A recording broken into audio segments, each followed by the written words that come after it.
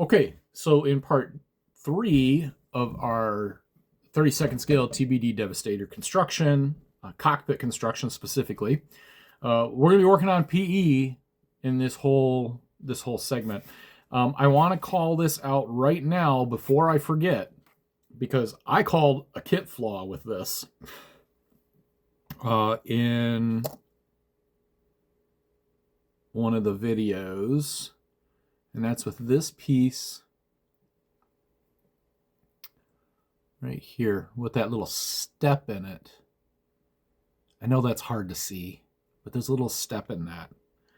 Okay, so I call out a kit flaw, and that is incorrect. I realized there's only one scribe line on the back of this piece right here, which needs to go on to that on this painted part through that step. And I call it a kit flaw because there's only one fold line. And in order to have a Z bend, you got to have two folds. What I didn't consider is one fold goes one way, one fold goes the other way. And on PE, these lines, you want to fold away from the line. So since it's a Z bend, one is going to fold one direction, one's going to fold the other direction, which means the other fold must be on the front. And in fact, it is. I highly doubt you can see that. I didn't see it at first because it's a black piece and it blends in quite well. But once I thought to look for it, it's evident. There is a fold line here. There is no fault with that component in this kit. So I want to make that clear. Edard, you did fine. So here we go with some more PE. Back from the soldering bench, and this is what I have now. This is just in the rough form. I haven't done any cleanup or anything. So yeah, no big deal. If you've ever done any soldering, like if you have a fine tip soldering iron or something, that's all I used. And I just used some, I don't even know what kind of solder it is. It's just some old, really fine stuff that my father-in-law passed on to me. And this, there was a little bit of a learning curve, but not a big one. It's like this one, you can tell it's a little gloppy and it's not so good. And on my second one, this one came out much better. Still a little bit of cleanup to do. This one was a little tricky. For one, it was small, or it is small. So I got a little bit extra cleanup to do on this one. And in my case, I just used a pair of, I got a really old pair of needle nose pliers, and they're really stiff. So you can put them on here and push them shut and act like a clamp because they don't open back up again. Now there's all kinds of tools made out there for doing PE. Little folders, little thing, you put your piece in there and then you lift it up like a mini brake. And it folds them for you. I don't really see a need to buy that kind of stuff. I don't get that into PE. This would be the extent of what I'm ever going to do, I'm sure. So I'm going to clean these up a little bit. And now this all needs to be painted black. Any of this, I think all this brass colored stuff needs to be painted black. And Vallejo Air will not work on here. You could spray it and it might look good, but as soon as you hit it with anything, it's going to scratch it right off or maybe even rub off. It's not going to bond well. So for this, I'm just going to use a can of, I've just got a basic can, a rattle can, flat black that I'm going to shoot these with. And that should bond just fine to this surface, so we shouldn't have any problem there. So I'm going to do some cleanup on this, and we'll be right back. I have these pieces cleaned up now, and for what I used for this was just one of these sanding sticks you saw me using earlier on the plastic. And it cleaned these pieces up really nice. So we've got nice, smooth, straight corners. This is the first time I've tried soldering PE, and it definitely gives you a decent finish. There are these 5 pieces. This is the only one I'm uncertain of. It's got sort of this step in it. You can see. And what I'm unsure of here, because as you can see right here, this is that piece. And this piece goes on the front face of that. And that piece is right here. Flip this over, and there's only one fold line. But clearly there has to be two folds because you've got this step. It's going to go on this face here, work up, step in, and then complete the front face. But without that second fold line, that will not work. So this I see as a flaw in the PE kit itself. So I'm going to make an attempt to fold that. And I've got these pliers, these flat nose pliers that are just about the right width. They're a little bit wider than that. So I'm going to try to grip it with those pliers and try to make my own fold. So I call that a kit flaw. But we're going to go ahead and tackle that. I'm going to spray these first with the rattle can black that I told you about. We'll get some color on those, and then we'll tackle that piece, I guess, next. So while we're waiting for those components to dry, I've already sprayed them, just waiting for them to dry. And that's all those are going to go on this part here. And this is going to require some figuring out that I'm going to do off camera before we do any assemblies. Because these PE pieces that came with the kit don't fit well. They appear to go on top of these, and I found photographs online of other constructed models using different brands of PE. And in fact, yep, there's those, so there'll be like a box that's going to fit on top of this, and it'll raise it up. And same here, here, here, and here. And those boxes are too small. There's no mention in the PE kit here about removing any of this rivet detail to allow those boxes to mount flushly. Here is the diagram, and it even shows in the diagram all these pieces with the rivets intact. So I need to figure out that. We may, in fact, end up going back and shaving those rivets just to get the pieces to fit flat on there. It probably won't even be noticed once everything is assembled. However, so this is going to take a little bit of work, I think, to noodle out. So while we're waiting for things to dry, I decided let's do something fun and install some of the easy stuff.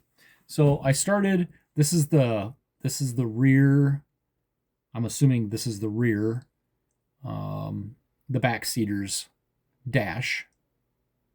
So I went ahead, this is a 2-piece, and it's just like the front one. So we got this piece that goes on first with the gauges, and then this one goes on top with all the bezels in the detail and whatnot. So this has already been all glued together, and it's ready to go. So we're going to set that off to the side. Now we're going to go ahead and do this one on camera here. So we'll get this spun around. Make sure, try to get this stuff as flat as possible. Otherwise, it's going to want to keep popping up on you while you're waiting for the glue to set. Now I've got some little clamps like these. There's smaller versions of this bigger one that I was using earlier. And you can use these too, as long as you don't get glue on them and glue them to your project. So All right, so we're going to take some super glue here. And we're just going to run this all across this surface here. I discovered none of this. Oh, you know what? Yeah, I made a mistake here. We're going to wipe that off. On this one, I went back. I sprayed these black thinking maybe the edges will show. They do not. So painting these was a mistake. So I removed the paint on this one. So I got a good bond between the plastic and the PE instead of the PE to paint, which could potentially come off. And then you end up with your PE part coming with it. So we're going to do the same thing with this one. We'll get most of it off anyhow.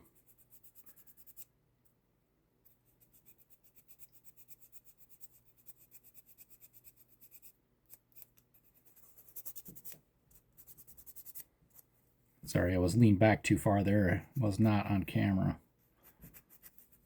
I don't think.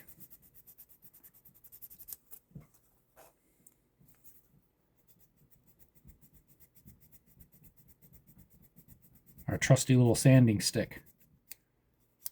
Okay. Where this is still black is where the indentations are at for gauges. Should you be using decals? Okay, so now we can go ahead and put our super glue on here. I just use a toothpick. I just put a little bit on this piece of plastic here. And I just use a toothpick to smear that across. Now, here's the trick. You got to get this centered and in position pretty quick, because if it sets in the wrong position, you're going to be in trouble.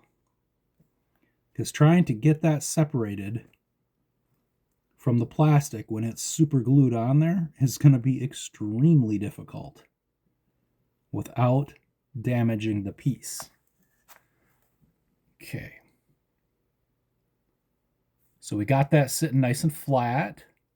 It's nice and flush.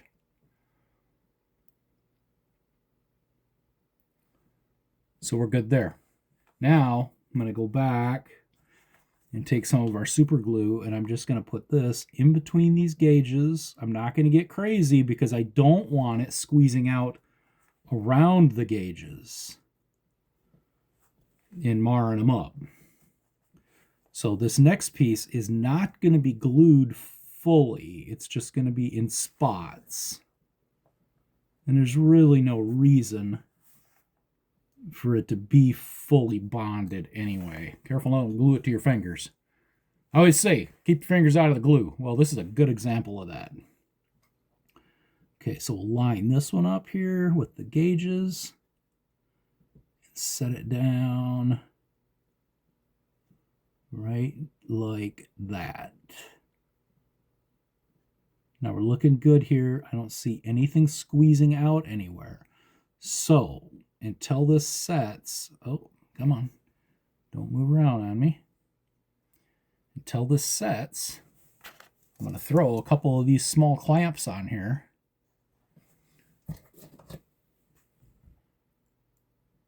To hold that in place. We'll put one in the middle here too.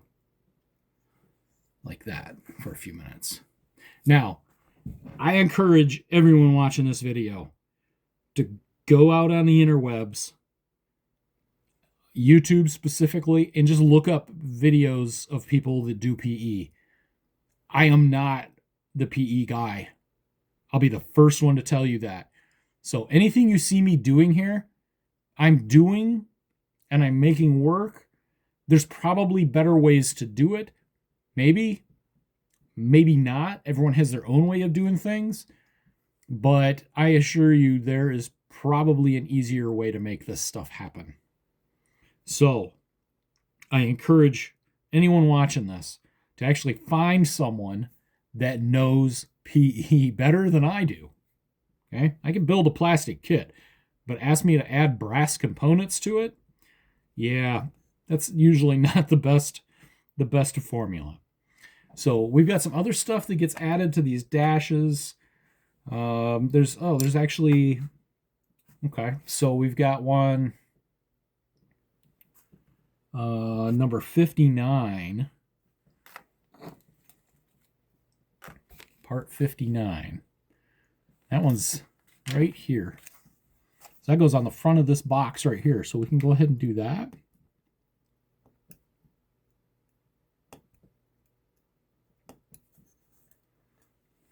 Okay. And again, I'm going to go back and I'm going to remove the paint on the front face of this so we get a good bond. But this one, we needed the sides painted, so we needed to paint that anyways. So I'm not going to strip it off all the way tight to those edges, just in case there is a little bit visible. Okay. So we got our piece of PE here.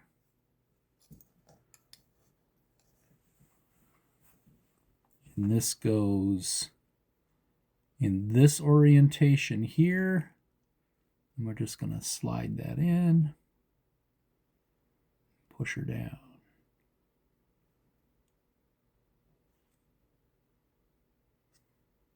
And I don't have a way to clamp this. Wow, did I wait too long?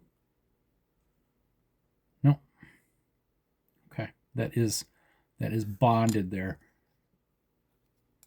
Okay. There's also, looks like,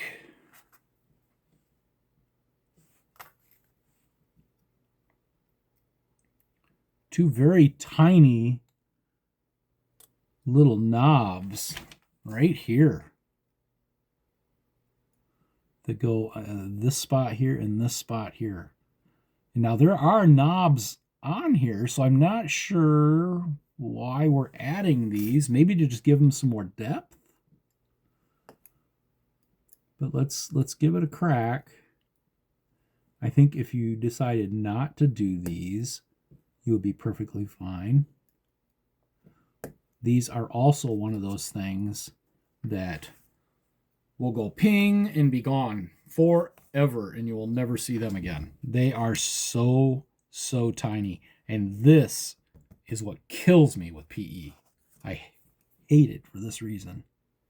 Now I have found I can use the tip of an X-Acto knife and push into it just a little bit to get a grip to hold that. Now the trick is not getting so much of a grip that you can't get it to come off.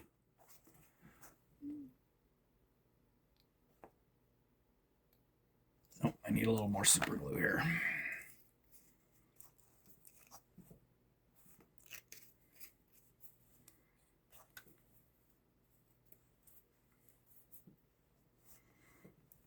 Okay, we'll just put a little dab. A little bit more dab.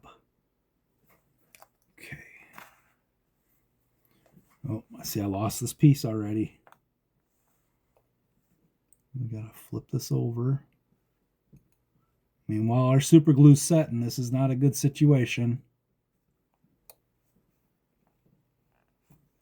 Okay, there we go. Now, hey, just like that. That worked. Okay, because to try to hold those in tweezers, I guarantee you if I tried that, it'd be gone. They'd ping out, and you'll never ever in a million years find it.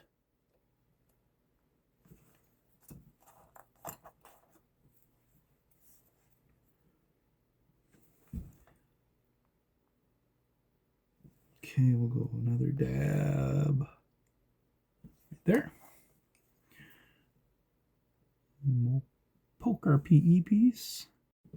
Okay, I'm not sure why the recorder turned off again. Anyway, I have the piece in place, and they got a set yet. I put a little bit too much super glue on there, so it's going to take a minute to set. So, but that component is complete. Now we can move on. Let's do the one that goes here. That's going to be this one.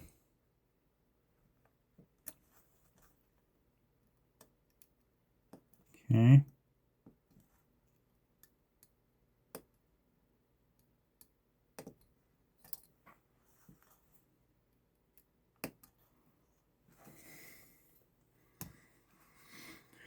Okay, let's just trial fit that, see what that looks like. Again, look at the difference in the zinc chromate. That's quite a drastic color difference. But I don't want to try to paint this. I don't want to repaint this.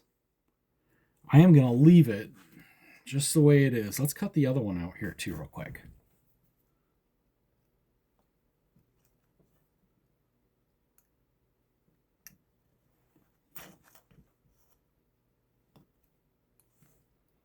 This stuff looks really nice. It has really nice detail. Like this stuff is actually raised. This whole edge here is a raised section, and then this panel is inset.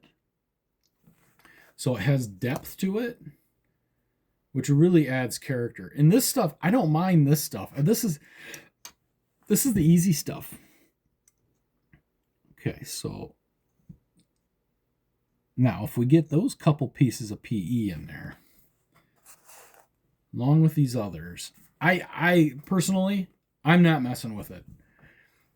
Other, rivet counters, whatever, people are going to freak out over this, I'm sure, because the color doesn't perfectly match. I'm still of the opinion that not everything matched.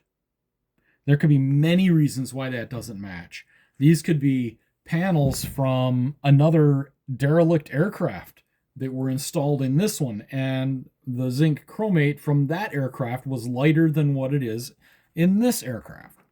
So I'm a believer that I don't think color matching everything is really necessary. And I feel differing colors add character.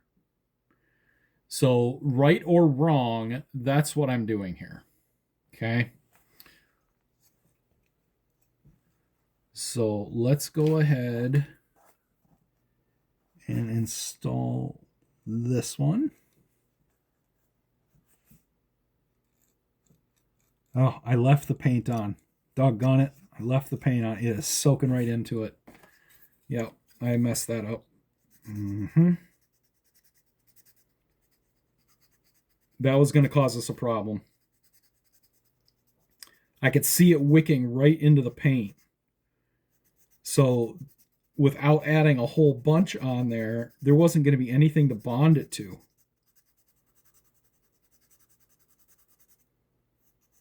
So like I said at the beginning here, this is a learning lesson for me as we go. I'm not going to remove all of that. It's pretty hard now with the glue in it. This side, we'll go ahead and clean this side up. And you can see this is Vallejo air straight on the plastic. And I'm having to sand this off. It has a decent bond to it. And I have cabinets full of airplanes that are painted with Vallejo air with zero issues.